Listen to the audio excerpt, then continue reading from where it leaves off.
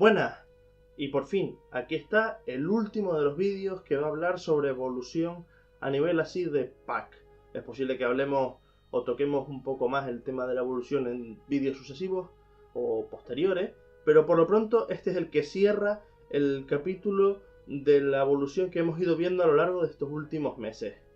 He decidido que esta vez, en vez de ser un vídeo animado como ha sido costumbre en los vídeos anteriores, pues voy a hablar yo, porque lo que pretendo con este vídeo es básicamente recopilar un par de ideas y de cuestiones que han ido surgiendo a lo largo de los diferentes vídeos para juntarlas aquí, añadir un poquito más y ya de por sí cerrar el tema.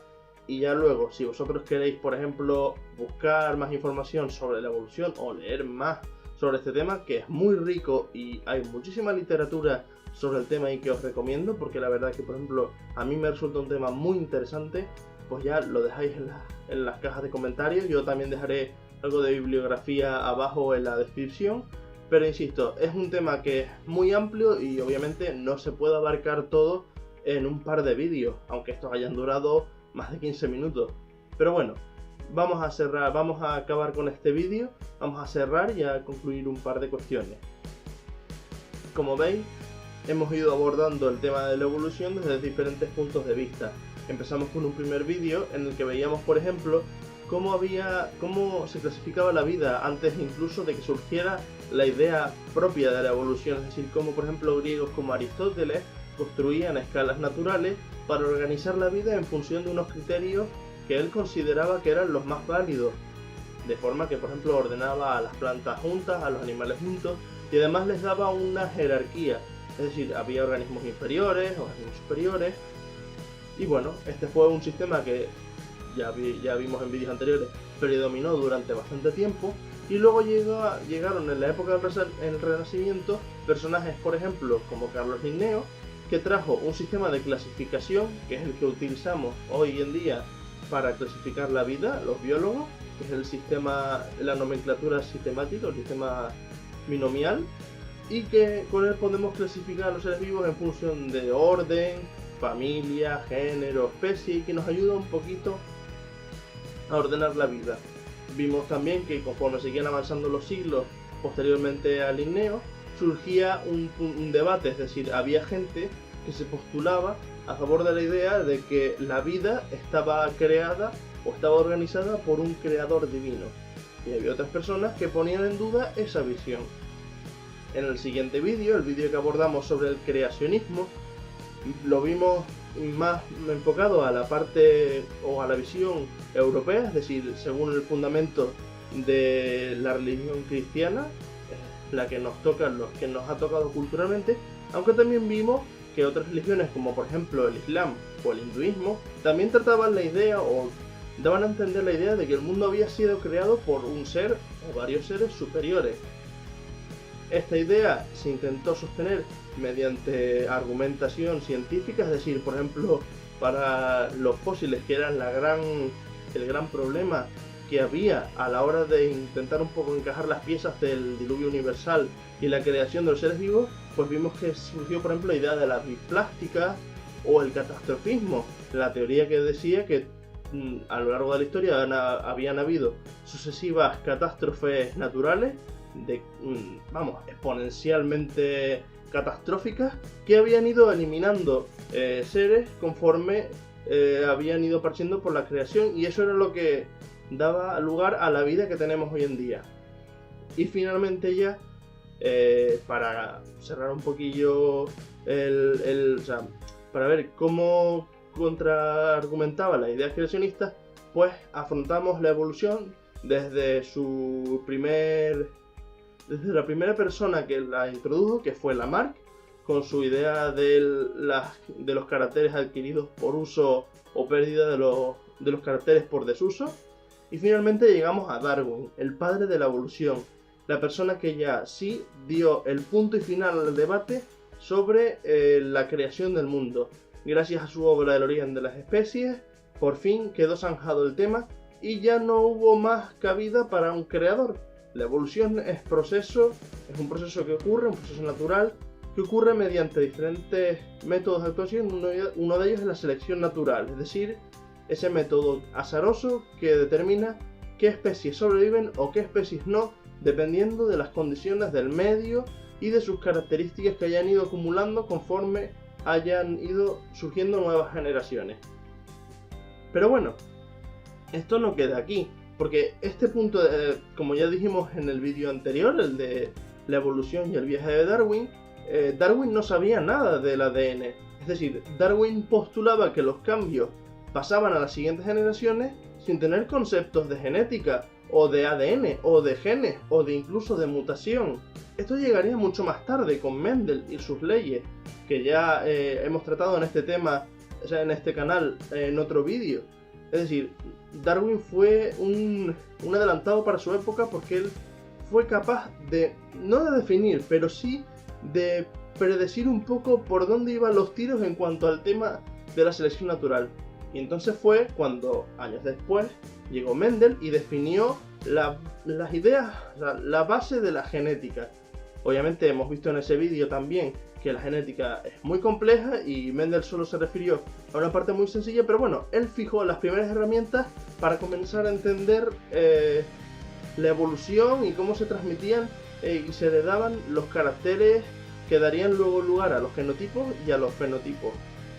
Por tanto, estamos ya hablando no de un darwinismo, que es como se conoce un poco a las teorías o a la postura del pensamiento de la evolución y de darwinismo, porque fue Darwin quien propuso esa idea, sino estaríamos hablando más bien, vamos allá, se le denomina un neodarwinismo, es decir, es el conjunto de ideas que unen a Darwin con Mendel y intentan dar, o sea, se están actualizando conforme a los nuevos descubrimientos que van surgiendo en la actualidad. A esto, además, también hay que añadirle nuevos descubrimientos que se están dando en el campo de la epigenética, que ya seguramente hablaremos más adelante sobre este tema. La epigenética es la ciencia que viene a estudiar cómo el ambiente, es decir, el medio, condiciona la expresión de unos genes u otros en función de la comida, del agua, la luz, del estado del individuo. Es decir, Lamarck no estaba equivocado del todo. No podemos descartar tan pronto la idea de que el medio no condicione al organismo. Es verdad que ese organismo sufre modificaciones de forma aleatoria mediante las mutaciones, pero el hecho de que tú tengas un gen no quiere decir que no lo vayas a expresar o que lo tengas que expresar en el futuro. Eso lo va a determinar el medio. Y eso es lo que hemos ido descubriendo estos últimos años con la epigenética. Es decir, al final Lamarck no estaba equivocado del todo. El medio puede resultar un gran condicionante. Pero de esto vamos a hablar ya en vídeos posteriores, no os preocupéis.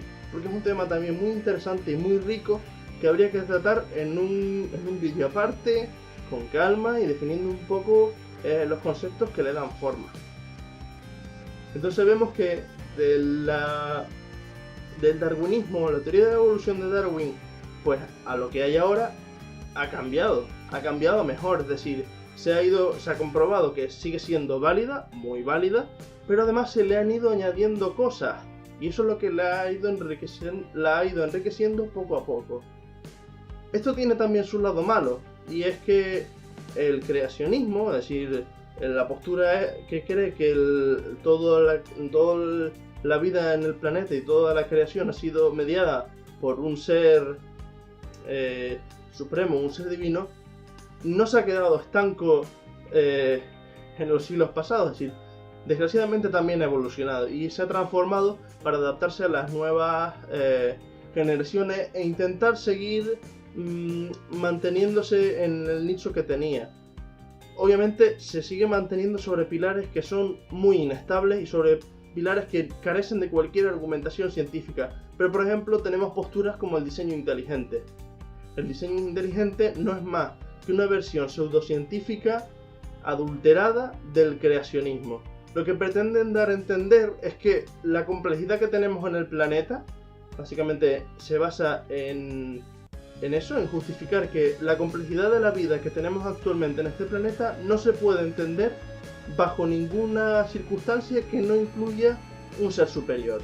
Es decir, para que una bacteria sea tan compleja, que pueda resistir antibióticos, altas temperaturas, fríos extremos y que sea capaz de contagiar a una población enorme, eso solo se puede entender, esa complejidad, esa especificidad solo se puede entender para ello según el punto de vista que debe haber estado previamente programado por un ser superior. Hacen una analogía que es muy llamativa y muy clásica, que hablan de un reloj. Es decir, un reloj comparan siempre muchas veces la biología con temas de inventos o ingeniería humana. Es decir, un reloj, por ejemplo, no puede funcionar sin que lo haya diseñado un relojero, porque todas las piezas funcionan perfectamente y bien alineadas para que el reloj dé la hora de forma correcta, y eso solo puede ser posible si hay un relojero que ha sido el que ha diseñado esto detrás. Por lo tanto, si tú quitas una pieza de ese reloj, el reloj deja de funcionar, y es entonces que se ve que tiene que haber un relojero para que el reloj funcione.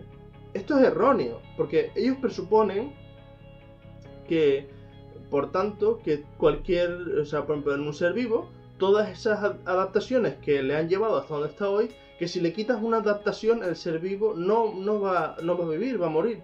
Y obviamente, seguramente, y probablemente sí, si por ejemplo si es una jirafa y de repente le quitas la capacidad de tener el cuello alto, pues obviamente podría morir. Pero lo que no recoge esta filosofía, este pensamiento, es que la adquisición y pérdida de las ventajas o los caracteres o las características de estos individuos son progresivas. Es decir, un organismo adquiere o pierde ciertas capacidades o ciertos alelos que codifican proteínas para determinadas procesos bioquímicos. Por ejemplo, en el caso de síntesis de moléculas, eso lo adquiere o lo pierde el organismo de forma progresiva o sucesiva. No hay necesidad de que... no lo adquiere el organismo porque sí. Eso es un cambio muy progresivo. Y por tanto no es necesario que exista un mapa o un plano como si fuera del IKEA que te diga esto tiene que ir montado así porque si no, no funciona. Es más, la evolución no es perfecta. Prueba de ello son muchas especies que por presentar una adaptación muy baja a los cambios, han desaparecido. Si es verdad que los organismos están diseñados perfectamente por un ser omnisciente que tiene toda la creación divina preparada bajo una serie de circunstancias, entonces, ¿por qué desaparecen especies cuando se producen cambios en el ambiente? No tendría mucho sentido. Si hablásemos de las especies como diseños inteligentemente pensados para que funcionen y no haya ningún problema. Como ya vemos, esto no es así. Es decir, el diseño inteligente no es más que otra forma de camuflar las ideas del siglo XV del creacionismo, esas ideas que aunque de forma continuada se hayan ido demostrando que no tienen ningún peso y no valen como argumentación científica, sigue habiendo gente que sigue queriendo que eso se mantenga así, a pesar de que carezca, ya digo, de cualquier justificación científica. No tiene peso, no tiene ninguna validez, porque básicamente no es ciencia, no se justifican con ciencia, y lo que sí sabemos a día de hoy es que la evolución es cierta. La evolución es un proceso que existe, que está mediado por la selección natural y que es el motor que ayuda a las especies a cambiar y a evolucionar, a hacer que unas desaparezcan y otras aparezcan. Y es el que nos permite el cambio y el que crea la gran biodiversidad que hemos tenido a lo largo de la historia de nuestro planeta y que seguimos teniendo hoy en día. Y es el proceso que media en el cambio de especies que ha habido a lo largo de nuestro planeta y el que seguirá habiendo cuando nosotros ya no estemos. Y bueno, esto era lo que quería contarles. Espero que les haya gustado este tema, que no les haya parecido muy largo los 4 vídeos sobre evolución que he ido haciendo poco a poco y que les haya despertado el interés. Y bueno, ya con esto doy por zanjado de momento el tema y nada, nos vemos en los próximos vídeos de Think the Planet. ¡Hasta luego! Si te ha gustado el vídeo, no olvides darle like, compartir con los amigos, darle a la campanita para que te avise cada vez que salga nuevo vídeo y suscribirte al canal si no estás suscrito. También puedes seguirme en las redes sociales para estar al día de todos los contenidos del canal.